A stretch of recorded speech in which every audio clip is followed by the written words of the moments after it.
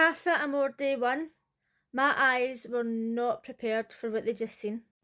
Love Island USA Season 6, and I'm watching this in the UK on ITVX. And mainly I'm going to be speaking about Casa, but I'm also briefly going to be talking about Friday the 23rd, because I didn't do a video on that. Basically because it wasn't that interesting. The only two things that comes to mind about Friday's episode is that Nigel apologised to Liv for going to her and saying, "Oh, I feel like you didn't really want to choose me because you were upset when Connor went home." And I don't know if he's got some sort of personality disorder, if it's like an insecurity or if it's an attention-seeking thing, but it just totally put me off him. It was just weird. They received a text to say that the public had been voting for their least favourite couples, and it was Rob and Cassidy and Nigel and Liv, and then the Islanders had to stand behind the Islander they wanted to keep. And I felt bad for Cassidy because nobody stood behind her. However, they left Liv to last because during the episode she had been saying to Liv, "Oh, like, we're really close and I feel like we're like really good friends and we understand each other and we got close for the start and all that." And then when Liv stood up, you could see that she felt bad for standing behind Liv. However, I seen it from both points of view, because if I had been Liv, I feel like I would have stood behind Cassidy just because she had nobody else there. And then I would have said to Liv later, "Look, it's not that I wanted you to go, I just didn't want her to be standing there on her own." Do you know what I mean? Like, she didn't know Cassidy for that long.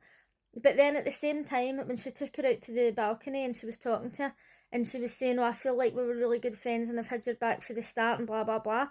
And I thought, you've literally only been in there for a couple of days and you're pure guilt tripping her into not standing behind you. So I could see it from both points of view, I suppose. So today was day 1 of Casa. Oh my god. It was so dramatic. The boys actually get a choice of whether or not they wanted to stay. And I was quite surprised that Aaron chose to go, to be honest, but he's not closed off and he wanted to explore other connections. He really wanted to explore other connections, apparently. And they all went and the girls were obviously gutted, right? But I was just like, this was the most dramatic first day of Casa I think I've ever seen. I'm not going to talk about all the Casa people, I'm just going to talk about 4 quickly that I would like to discuss. And the first one is Kane. Like Kenny, Kane is everything in a man that gives me the absolute heave, right? I don't know what it is about him, like, I don't know what it is. Obviously, I'm not his target audience either, but just no, like, no. And he was talking to Nicole, and Nicole said, "Oh, I don't know if it's the accent, but you remind me of Conor McGregor." And I'm like, Conor McGregor's Irish, and he's English, and also, no. But, to be honest, if I was a guy and somebody says, "You remind me of Conor McGregor," that would be a fucking insult, because he's an absolute fucking dick. This guy here, right? Now, he seems like a nice guy. I've got no problem with any of the guys in the villa, right? But I wish that he'd have trimmed his beard. I don't like facial hair as it is. And when somebody with a beard or a moustache is eating, it gives me the boke. And when I look at his beard, it just makes me think of stuff getting stuck in it. I know that a lot of people out there love facial hair, it's just not for me. But had that been just like a trimmed in beard, it'd have been totally fine. But every time I look at him, I'm like, oh. And it's not even him personally, it's just his fucking beard. Right, so this is nothing against her looks or her personality or anything, right? But literally this morning, when I woke up, I was thinking about this radio show that I heard. It must have been about 6 years ago, and I still think about it. And this woman, it was like an audio book reading, right? And anytime that she was saying like certain words, she was doing an accent. I can't do accents, so what I'm about to do, you'll be like, "Ah, what the fuck," right? But like, she was just reading a normal story, and then when she was talking about pasta, she was like, "Pasta."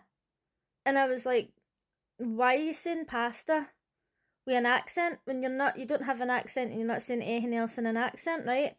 It fucking drives me mental when people do that. And when she's speaking, I know that she's Latino, right? But when she's speaking with not a Latino accent, and then she says her name or she says she's Latino, she does it with an accent.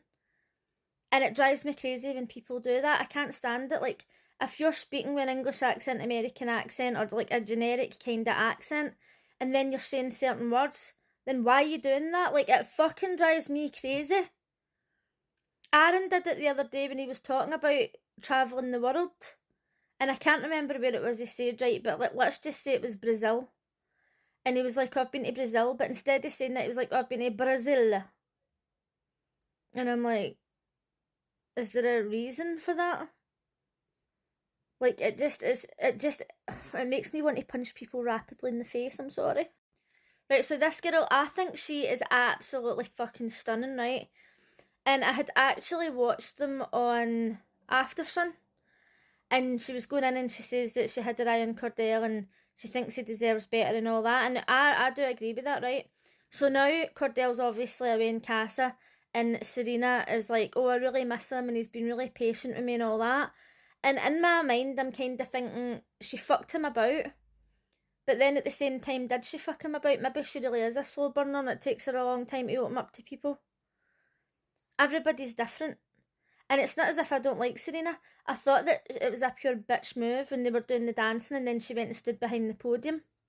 So I've kind of get mixed emotions about this. Now, I very rarely speak about Kayla, to the point where I didn't even have a screenshot of her for my background, right? But, I'm going to be talking about her now. Because at the start of this show, I was thinking, do you know what, I really like her, I think she's really nice, like, because she was sitting talking to Liv, and they were talking about Liv and Rob, right, and I just thought she's like a really nice supportive friend, and when Liv and Leah got into an argument, she was like backing her friends up, do you know what I mean, like, she seems like a really nice, genuine person. So Aaron's away to casa, and he's talking to Daniela, or as I call her, Daniela.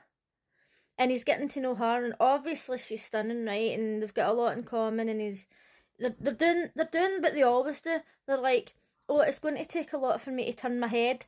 2 seconds the lasses were in the villa, and they're like, oh, it's going to be difficult.